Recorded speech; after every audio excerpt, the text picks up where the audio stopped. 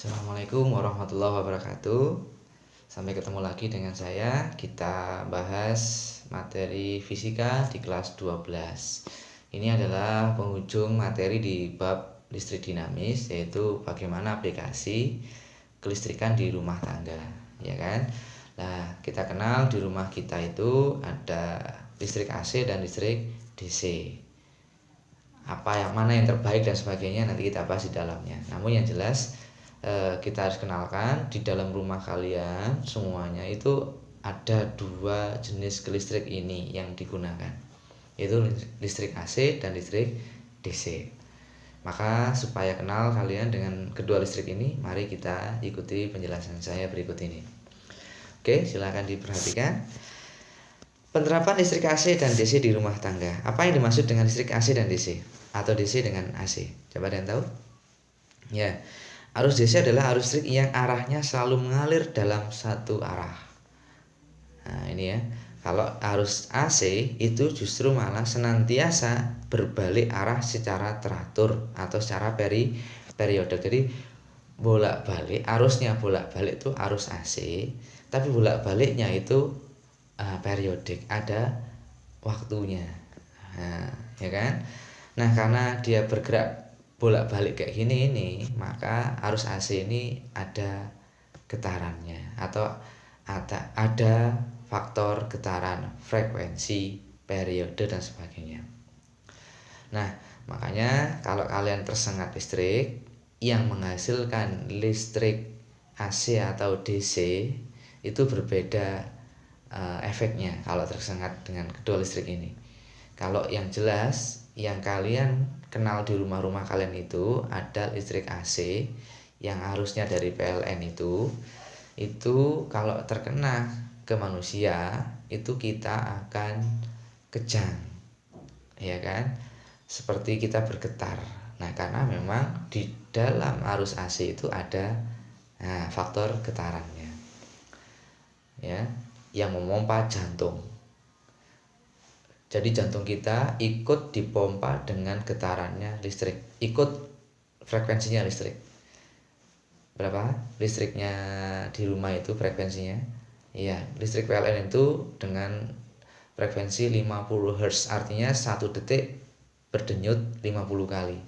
Padahal normalnya jantung kita apakah seperti itu? Tidak. Nah, ini bahayanya itu. Jadi listrik AC itu kalau mengenai manusia itu akan ikut memompa darah kita seperti frekuensinya listrik, yaitu 50 denyutan per detik.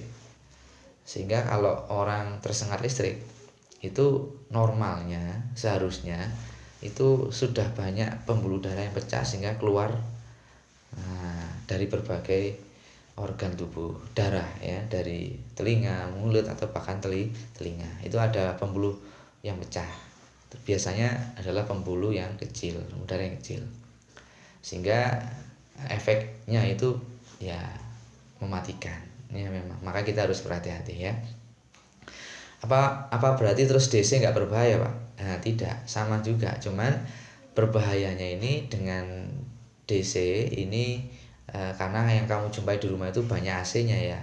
Maka ya AC-nya inilah yang mungkin lebih harus kita hati-hati. Tapi kalau DC ini dengan tegangan yang tinggi baru dia sangat berbahaya. Kalau DC hanya kayak baterai gitu ya, baterai elemen kering gitu ya, itu kan hanya 1,5 volt. Itu kalau kamu pegang, ya, dari semalaman kamu pegang tuh ya nggak akan tersengat karena voltasenya kecil. DC jika dengan tegangan yang besar ya cukup bahaya juga, ya, mungkin panas atau bahkan membakar kulit kita. Nah, ini yang perlu diperhatikan, jadi tetap ada bahayanya. Oke. Nah, lalu bagaimana membedakan tegangan DC dan tegangan AC? Ya, kalau kamu membedakan ya yang jelas lihat sumbernya aja, paling mudah. Kalau dari PLN berarti jelas langsung itu berarti AC, ya kan? Lampu di rumah itu pakai AC. Tapi kalau lampu dinyalakan pakai adaptor, ya, kemudian adaptor ini dinyalakan ke PLN, ini bisa jadi lampu ini DC karena ada adaptornya. Adaptor itu adalah alat yang mampu merubah dari listrik AC menjadi DC. Nah, laptop kalian, chargernya handphone kalian itu kan ada adaptornya. Itu kan ngambilnya dari PLN, ngambilnya AC, tapi keluarnya jadi DC. Karena untuk ngecas baterai kalian itu pakai DC, ya. Laptop itu juga pakai DC. Ada baterainya, itu berarti DC. Nah, gitu ya. Jadi kalau membedakannya secara mudah ya, nah itu tadi, kalau ada adaptornya biasanya itu keluarnya jadinya DC. Oke. Aplikasi listrik DC dan AC dalam kehidupan sehari-hari. Mengapa pembangkitan, transmisi dan distribusi listrik sampai ke rumah Anda menggunakan AC? Jadi kenalkan, PLN itu tidak menggunakan DC ya, yang disampaikan ke rumah-rumah kalian itu pakai AC. Nah, karena dia pakai AC, maka ada alasan kenapa dia pakai AC kan. Nah, ini kita lihat. Pertama, karena tegangan AC dapat diperbesar atau diperkecil dengan efisien oleh sebuah trafo. Jadi tegangan itu bisa dinaikkan, bisa diturunkan dengan mudah dengan hanya sebuah alat namanya trafo. Dan efisien, maksudnya efisien itu apa? Kayak tadi, kayak di pertemuan sebelumnya, efisiensinya tinggi, jadi hampir mendekati 100%. Nah, itu kan bagus. Nah, tidak banyak energi yang hilang. Nah, itu tujuannya. Yang kedua, motor AC atau motor induksi, kenalkan ya, motor AC itu motor penggerak ya, yang motor induksi, jadi kayak kipas dan sebagainya, itu berharga lebih murah loh daripada kalau membangun atau membuat sebuah motor DC. Jadi membuat motor DC itu lebih mahal biayanya daripada pakai motor induksi atau motor yang berprinsip motor AC. Nah, nanti bagian motor kayak AC, DC kayak gini nanti kita pelajari di materi arus bolak-balik, khusus di materi rangkaian listrik AC. Nanti kita akan bahas lagi ya di bab berikutnya. Kemudian yang ketiga, saklar-saklar pemutus daya, circuit breaker namanya ya. Untuk sistem AC itu lebih sederhana daripada listrik sistem DC. Jadi lebih sederhana perakitannya atau bahkan pemasangannya menggunakan AC ketimbang DC. Nah, ini alasan beberapa aplikasi listrik AC dalam kehidupan kita sehari-hari.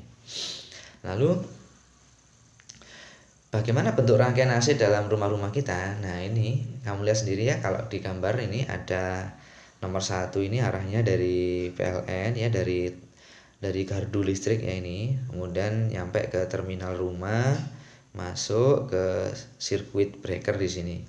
Nah, nanti sampailah ke nomor 6 ini akan diarahkan ke keperluan kita, ke lampu atau sebagainya.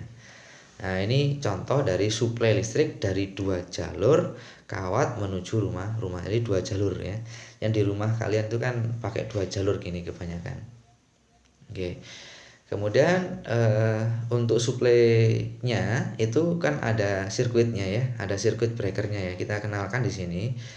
Sirkuit breaker ini adalah yang nomor 3 ini.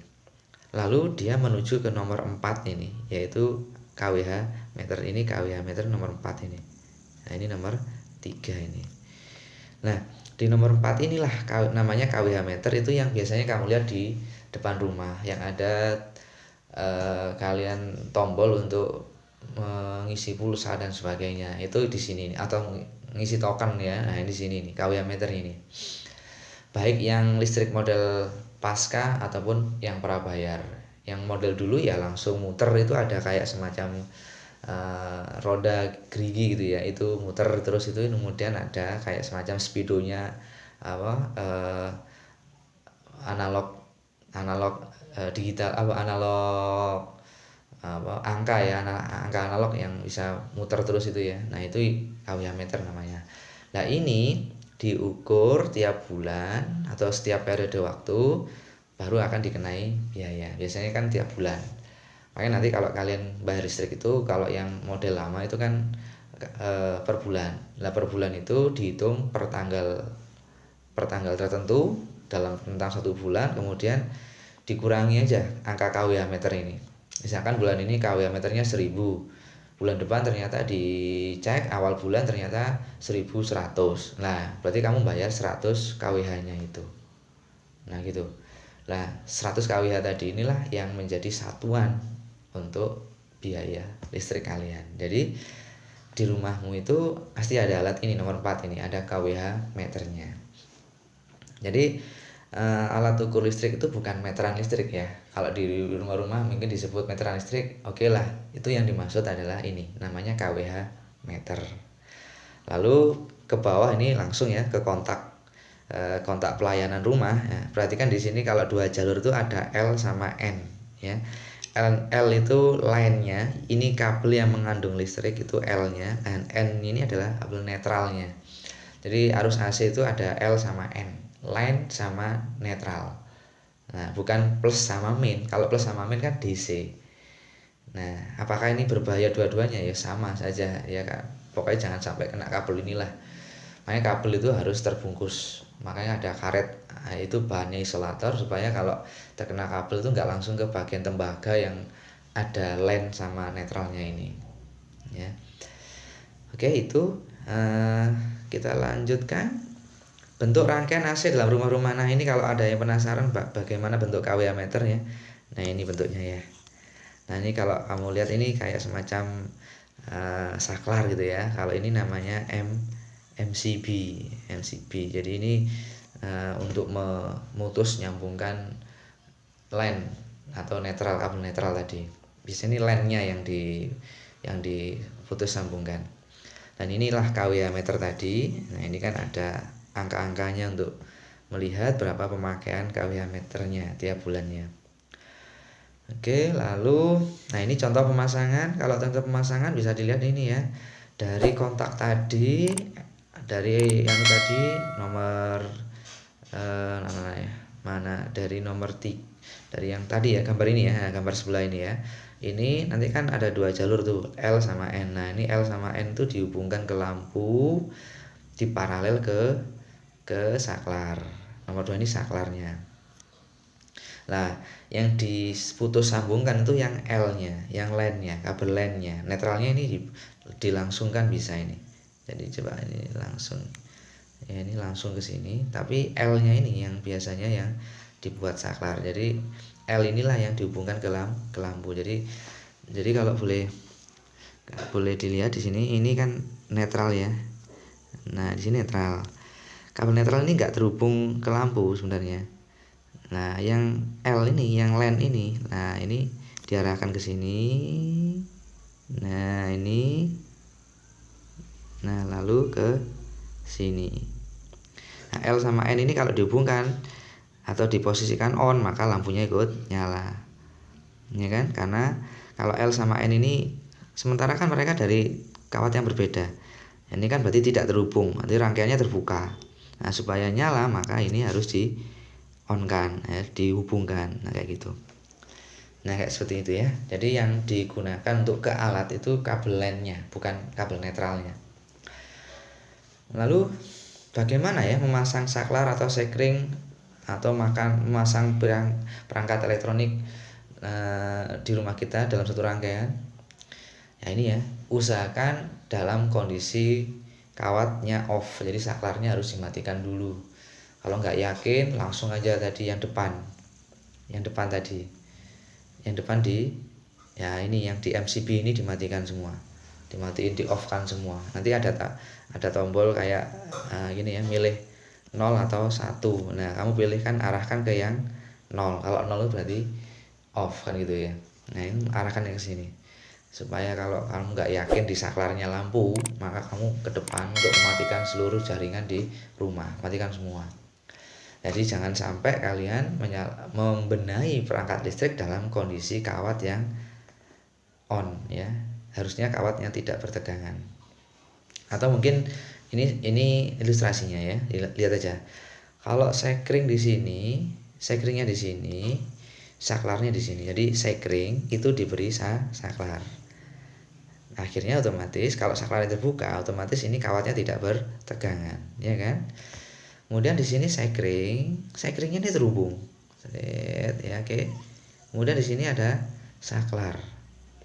Saklarnya di sini. Jadi ini keliru. Kenapa keliru? Karena ini kabel LAN-nya yang dipakai. Kabel LAN-nya terhubung. Kabel LAN-nya ini masih ada. Ini kabel LAN-nya, kabel netralnya. Jadi ini kabel LAN-nya, ini kabel netralnya. Jadi kayak yang slide sebelumnya tadi. Jadi jangan sampai memasang saklar itu di netralnya. Kalau bisa di kabel LAN-nya. Sehingga kalau ada kabel LAN itu terhubung, ada listriknya, itu kamu pegang ya bahaya. Walaupun apa? Karena saklarnya ini setelah mengenai LAN. Jadi coba kita ilustrasikan ya. Ini kan LAN, ada arus dari sini, seret, ini datang ya. Oh, dia mati. Ini kan enggak nyambung ini enggak nyambung lagi udah. Jadi ini enggak ada listriknya. Ini enggak ada, otomatis sampai segini enggak ada. Ya kalau yang ini ada listrik, sampai sini masih ada listrik. Baru setelah lampu ini baru tidak ada listrik. Berarti kan yang dipegang ini ada listriknya. Nah ini hati-hati, makanya perlu tahu dua jalur itu. Satu sebagai LAN itu biasanya untuk pemasangan saklar. Lah N ini netral, ini tidak ada arusnya, karena memang biasanya prinsipnya timbulnya setelah alat ini. Jadi ini enggak ada tegangannya. Lalu bagaimana peralatan listrik di rumah itu dihubungkan? Yang jelas di rangkaian sebelumnya kita sudah pelajari, lebih efektif kalau menggunakan rangkaian di rumah itu adalah rangkaian paralel. Jadi ini adalah gambarnya seperti ini. Nah ini ada kawat L, ada beberapa lampu misalkan ya, 60 watt, 25 watt, 100 watt. Ini kawat LAN, ini kawat netralnya. Jadi yang disaklar itu kawat LAN-nya, jangan kawat netralnya, ya kan? Dikasih sekring di sini. Nah itu ya. Oke, lalu mengapa lampu-lampu disusun paralel? Jawabannya kemana? Ya, karena rangkaian paralel itu tidak berefek langsung pada cabang-cabang yang lain. Jadi kalau misalkan paralel kan ada cabangnya ya. Cabang satu saya on kan, ini tetap mati. Ya, ini tetap off, ya kan? Ini tetap off. Misalkan ini nyala semua. Ya, nyala semua. Kemudian ini saya matikan. Otomatis yang lain pun juga sama ya. Dia tidak ikut mati. Iya, tidak ikut mati. Karena dia beda jalur, ya kan? Beda cabang dari paralel. Coba ini kalau rangkaian seri, satu saklar mati semua, nyala satu nyala semua. Nah, itu bedanya. Makanya yang dipilih di rumah itu paling banyak adalah rangkaian paralel. Mengapa sekring dan saklar hubungan dengan kawat L dalam rangkaian tadi? Yaitu tadi ya. Ya karena kabel atau kawat L itu memiliki strum atau memiliki listriknya. Itu jalur utama. Kalau netral itu jalur keluarannya. Jadi belum tentu ada. Nah ini makanya dicari dulu yang L-nya. Oke, lanjut. Bagaimana mengamankan peralatan listrik? Nah kalau kalian tadi punya alat di rumah macam-macam, ya kan, dan pasti memiliki spesifikasi yang berbeda-beda, dan akhirnya membutuhkan arus yang juga berbeda-beda. Contohnya ini, lampu kasih aja sekring 5 ampere cukup. Nah, radio, TV, lemari es 5 ampere cukup. Tapi kalau pompa air itu lebih daripada 5 ampere arus yang timbul. AC apalagi sampai itu juga nggak mungkin 5 ampere. Jadi kurang. Lalu solusinya gimana? Ya jangan disamakan satu sekring. Jadi satu rumah jangan satu sekring. Kalau bisa diberi beberapa sekring kayak gambar saya yang tadi. Jadi MCB-nya banyak. Jadi saya kembali sedikit. Nah, ini tadi.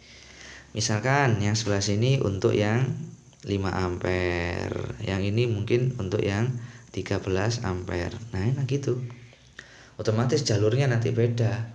Mau masang lampu sama mau masang pompa air, kabelnya harus beda. Karena kamu menghubungkan ke sekring yang berbeda. Loh kenapa kok begitu? Karena gini. Ini contohnya aja ya. Jadi kalau misalkan kalau kamu satu sekring, satu MCB ya, MC tadi, berarti otomatis kalau misalkan itu kamu pasang 5 ampere, bayangkan. Oke, lampu nyala, TV nyala, lemari nyala. Oke, karena mereka arus yang timbul di bawahnya 5 ampere. Tapi kalau ada tiba-tiba kamu nyalakan pompa air dan listriknya itu arusnya 10 ampere katakanlah, maka listrik di rumah kamu akan, ya istilahnya akan jeglek. Ya, karena arus yang timbul itu lebih daripada MCB yang disarankan oleh arus MCB-nya tadi, yaitu 5 ampere. Jeglek nanti dia. Lagi pula itu sebenarnya bagus ya, pengaman, tapi kamu kan nggak bisa nyalakan pompa air akhirnya. Nah, tapi solusinya itu tadi, dipasangi itu. Lagi pula itu menghemat atau mengamankan ini ya, kabel-kabel ya, biar beda kemampuannya ya, karena kan ada kabel yang murah itu mungkin hanya cukup untuk yang 5 ampere ya, untuk yang 13 ampere ini pasti lebih mahal ya kan. Nah, karena peruntukannya juga berbeda, bahannya pun juga berbeda. Oke ya, jadi ini gambar stop kontak tipe kawat, dan ini ada sekring ya di dalamnya. Nih sekring itu di dalamnya kayak gini, ini ada kawat kecil di dalamnya ini. Oke, jadi untuk pengamanan itu sarannya adalah harus memiliki sekring terpisah atau sekringnya sendiri-sendiri karena berbeda arus yang dihasilkan. Lanjut. Ternyata selesai. Oke, jadi untuk pertemuan kali ini kita tidak ada tugas, namun untuk mungkin pertemuan berikutnya kita coba mulai ulangan harian ya, dengan penilaiannya di bab listrik dinamis dimulai dari video-video awal bab sampai akhir bab yang ini tadi. Oke, semoga penjelasan saya dari awal sampai akhir tadi tentang penerapan listrik di rumah tangga kita sehari-hari ini bisa bermanfaat buat kalian, menjadi bekal kalian, dan bisa dipahami dengan baik. Semoga ilmunya menjadi manfaat buat kalian ya. Terima kasih perhatiannya. Saya tutup. Akhirul kalam. Assalamualaikum warahmatullahi wabarakatuh.